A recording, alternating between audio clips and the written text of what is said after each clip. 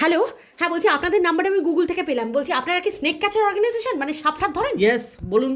বলছি এক্ষুনি কাউকে পাঠানো যাবে? এক সেকেন্ড ম্যাডাম, এক সেকেন্ড। কোত্থেকে বলছেন, অ্যাড্রেসটা বলুন। দাদা সোনারপুর থেকে বলছি, আমাদের বাড়িতে একটা দাঁড়ান দাঁড়ান, নোট করতে দিন। আমরা এখনো কাগজ কলমে কাজ করি। কোথায় বলেন? সোনারপুর। হ্যাঁ হ্যাঁ সোনারপুর সোনারপুর।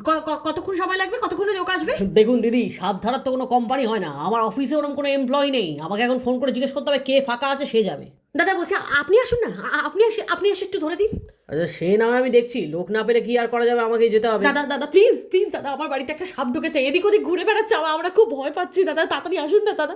হ্যাঁ হ্যাঁ, সে না হয় আমি যাচ্ছি। তবে আপনি এক কাজ করুন, আপনি ঝুড়ি দিয়ে সাপটাকে চাপা দিয়ে রাখুন, আমি গিয়ে ধরছি। মানে মানে কি বলছেন আপনি? দেখুন, আপনার ভালোর জন্যই বলছি। আমরা সাপ ধরতে 900 টাকা করে নিই। সাপ পেলেও 900 টাকা, না পেলেও 900 টাকা। তাই জন্য আমি যতক্ষণ না গিয়ে পৌঁছাচ্ছি ততক্ষণ একটা ঝুড়ি দিয়ে চাপা দিয়ে রাখুন, নয়তো বেকার আপনারই 900 টাকা খরচা মানে হবে। আপনার কি মাথা ব্যথা খারাপ আছে?